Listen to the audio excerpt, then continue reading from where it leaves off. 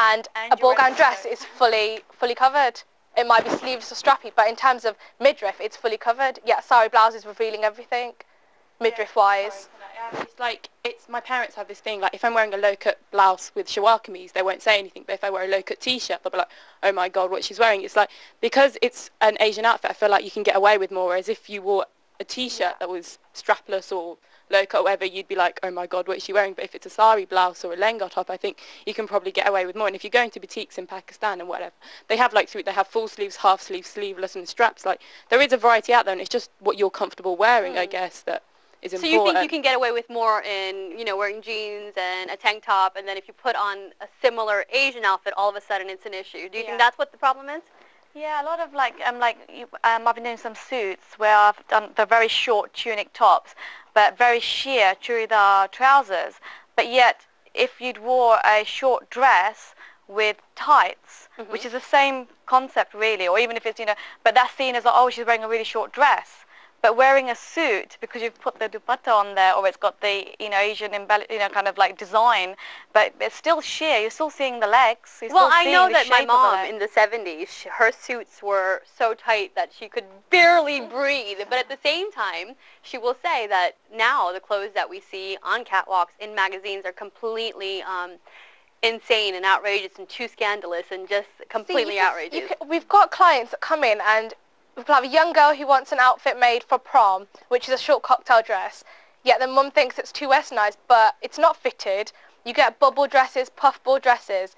They're quite loose in the fit. Or if you get A-line dresses with waist belts, Asian waist belts with embroidery, fitting-wise, they're quite loose. Well, what do your male friends think about it? I mean, you know, you're at uni. Yeah. And so your friends must be from uni as well. What's their take on Asian fashion? Do they think, that's, you know, if it's a good-looking girl wearing next to nothing, they're just getting eye candy, so they don't really have an issue with it, or do they think it's too much? I think there is still that change that needs to be made with males in terms of they'll look at it elsewhere, but when it comes to their own, like the point he was making before, when it comes to their own sisters and girlfriends, wives, whatever, they have a certain criteria they want them to fit, covered this, but yet they don't mind looking at other people. There's still that bit of taboo subject, if you want to call it, of that.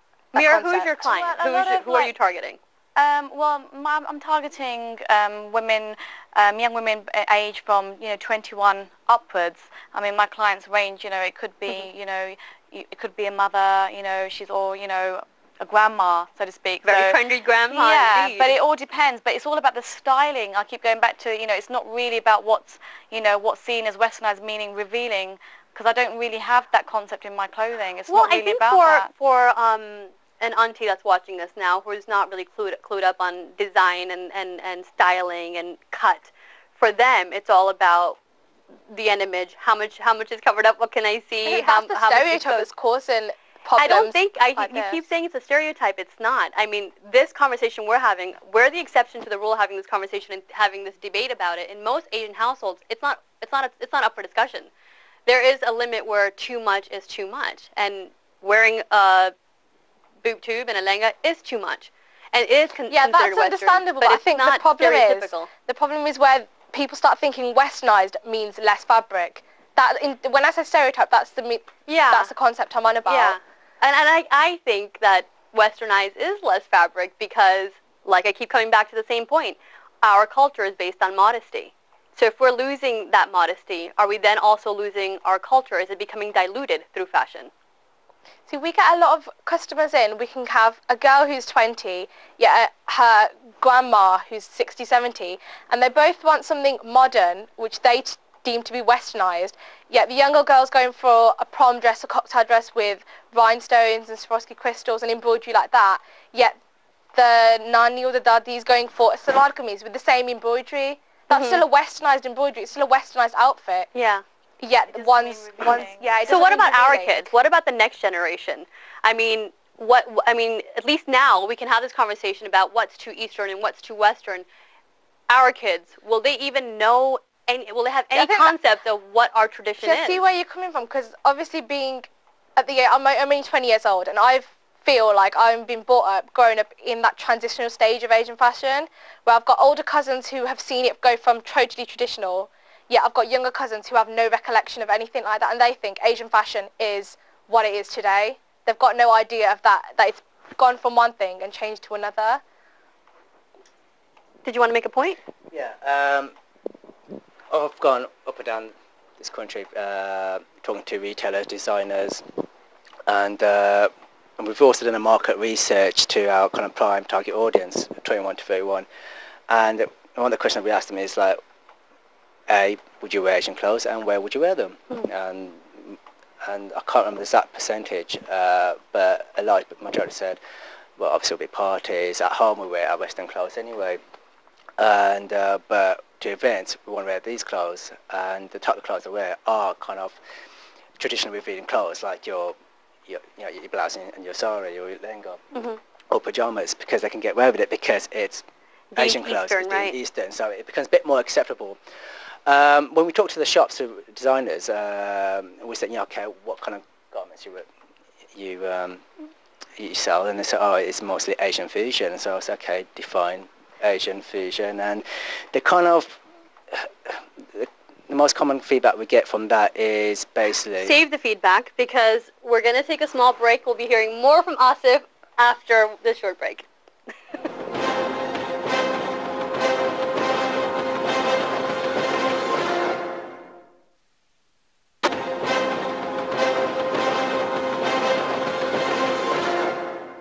Hi, welcome back to Broken Silence. I'm Sanyya Gardez. We're talking about Asian fashion. Has it lost its Easternness? Getting to the bottom of all this is Asif Raja, director of Mosif, and Harry Dami from Sharon's Couture, and you're also a model. Welcome, guys, to the panel. Let's start with Harry. What's your take on Asian fashion? I mean, my mum started Sharon's Couture nearly sort of about 20 years ago. We were sort of really young at the time. Go along with her. I mean, it's changed a lot since she first started. I mean, now we get clients who sort of want, I mean, even stuff like corsets. Back in 20 years' time, You would never see that. you'd never heard of a corset. And who is buying these corsets? Who's wearing these corsets? Asian girls, I mean, we've got clients from Asian girls, we've got English girls, Chinese girls. It's become sort of a... But let's be honest, there's only a certain kind of body type that can really wear a corset with any kind of credibility, right?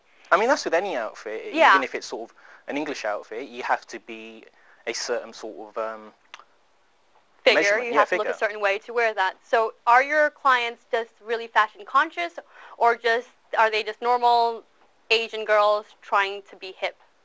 We cater for sort of all ranges, from 20 up until your bibi to your nani. I'm hearing a lot about these BBs and nannies. They're getting more and more trendy, glam. very trendy. Yeah. But I mean, we've got, like I said, you've got the sort of side where you've got corsets, you've got sort of Swarovski crystal, lenge, you've got saris, and then you're going up to like loose material. And I mean, in these sort of last 2 years as well, stuff like sort of traditional Punjabi suits. You don't see them very much, do you? I mean, now you do. Like, I've come into Sharon's Couture 2 years ago properly. So I'm still getting in touch with all the sort of Asian fashion. But stuff like Patiala salwars, you'd never even like, it was back in the India thing. Whereas now, if you go to temple, you've got all these girls wearing them. Interesting point. Yeah, I Same guess with that is male, coming back, like right. sort of male sherwanis. When I sort of started off modelling, I mean, I started off on a Western background. Slowly got into sort of Asian stuff. But when I sort of turned up to shoots, I've had sort of Juridar, Pajami, Sherwanis. But as well as that, you've got Jodhpuris and stuff like that, which, again, I mean, in the sense of things becoming Western, you've still got that traditional element in. Yeah, but Harry, I'm sure you'll agree with me, or at least I hope you'll agree with me. Being a male model and showing up to a shoot where you're showing your wardrobe, which is a churidar or sherwani, great. But the girl that shows up with you, I'm sure is not getting a churidar and a peshwas and a dupatta to cover up. Her outfit will probably be what we've been talking about, a little old something to cover up the leg and something small to show a lot of cleavage and midriff. I mean, what that is, that's sort of selling a lifestyle. What is that lifestyle that we're selling? I mean, That the guy should be conservative and traditional and the girl should be as raunchy as possible? I mean,